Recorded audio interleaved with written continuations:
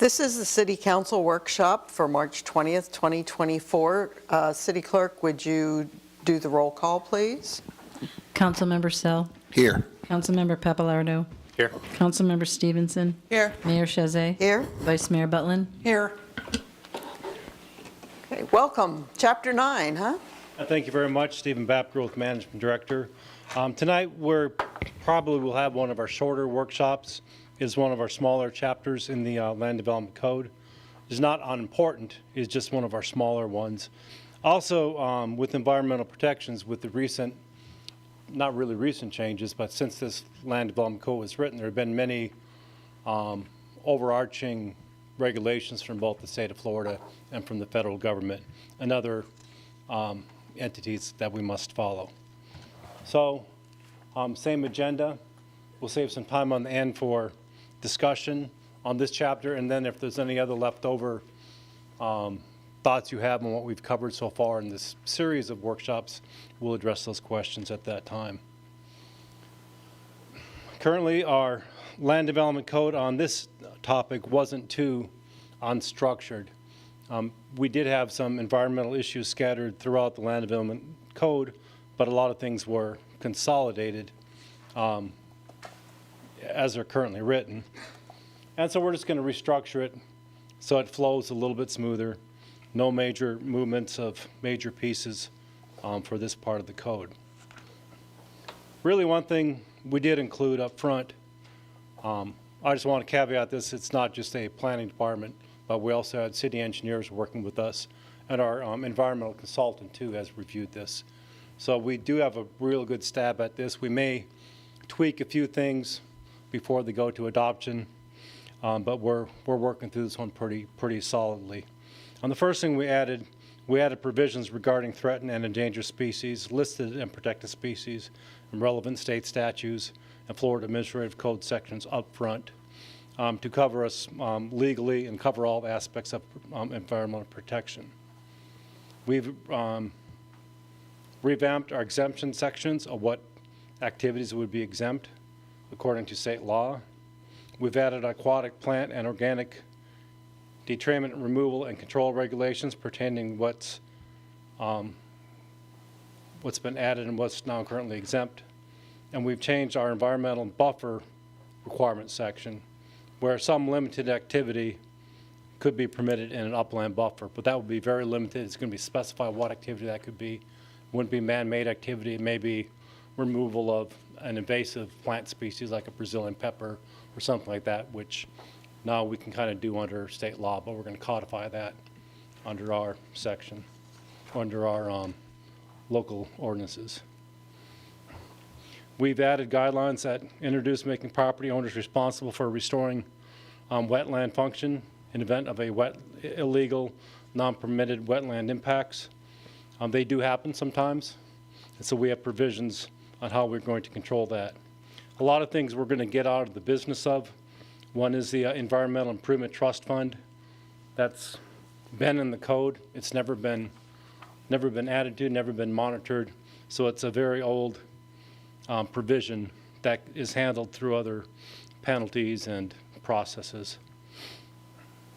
We've removed the section where we're going to facilitate the wetland mitigation with existing wetlands in the city. We're going to move that into, now that there's a very well regulated system for wetland mitigation ran by the state, we're going to let the state do what the state should do and get out of that business. Also, in Article 2, flooding. Flooding really is going to remain about how it's written now. But we are doing a resiliency study, so there may be a few modifications when it comes to adoption. I mean, that's really the genesis or the heart of this redo for this chapter. There was a question that came up on that's well fields and what are well fields. Well field is an area of land which contains one or more potable water supply. I'm not talking for someone who may have dug a well for irrigation, but these are actually water that supplies the municipality. Our wetlands or well fields are monitored and controlled by the Volusia County utilities. And on the map, you see there are certain well fields throughout our city, Orange City, Deltona, as you see on the map. In the center of that purple is an actual location of a well field or where they tap into the aquifer to provide water, and the surrounding blue area is a buffer. Now I'm trying to confirm the existing well field that it reflects, that's right on the Dirksen? Gateway Center. But Gateway. I wasn't able, the Gateway Center, yeah. But I need to get confirmation on the existence of that. I don't think that one is truly a well field, but I'll get some confirmation on that one too.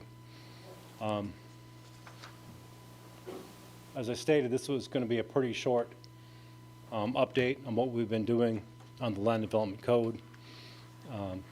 Gladly take your concerns, inputs, anything you may have on this or other chapters we have covered since we began this process.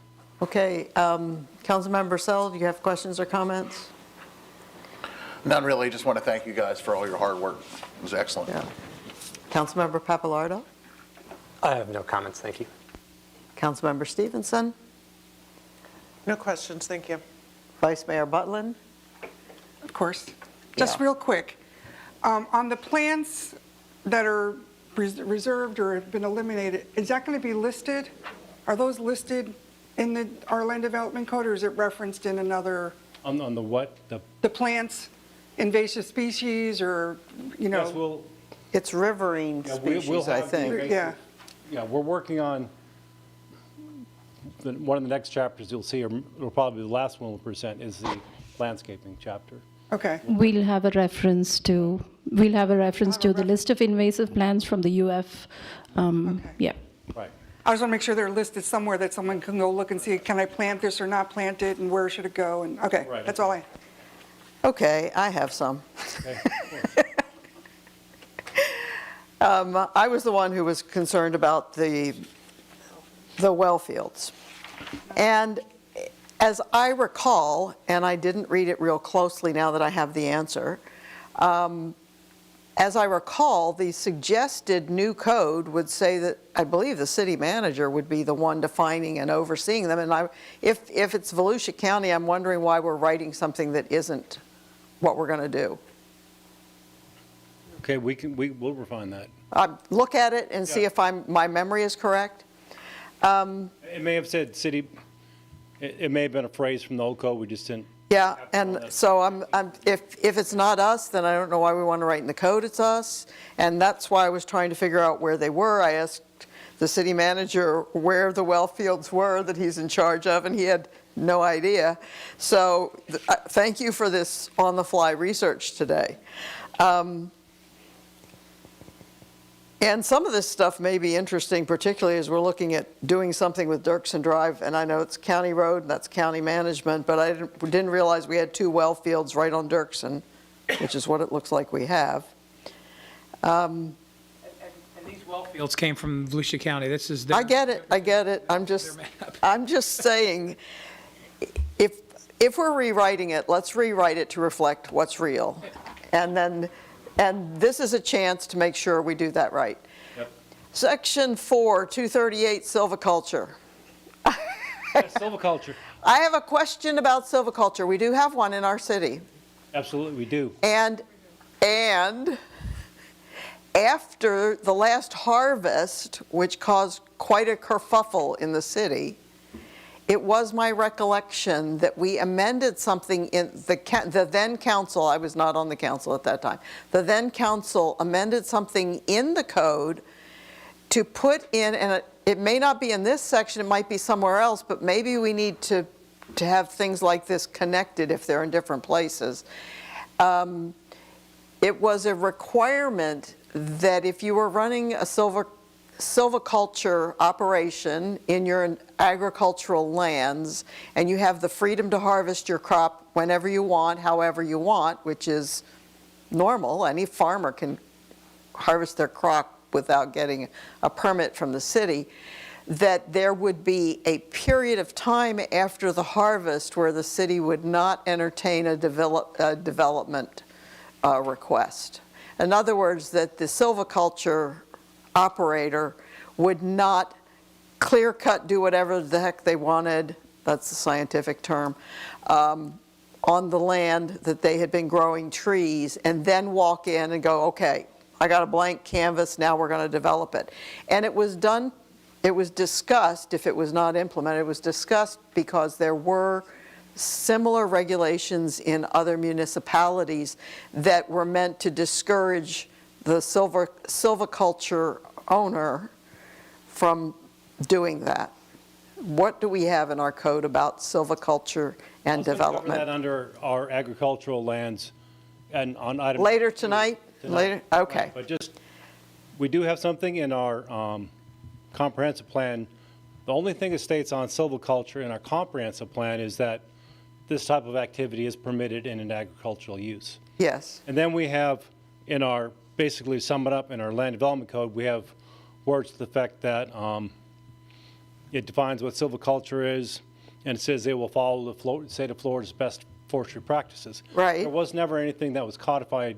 After On the that, pause period, no. after that kerfuffle, After the while kerfuffle, there was substantial discussion, the code was never amended as suggested. As you state, there was no timeout period, so, you know, to give it Yeah, a name. and the idea supposedly mirrored other jurisdictions.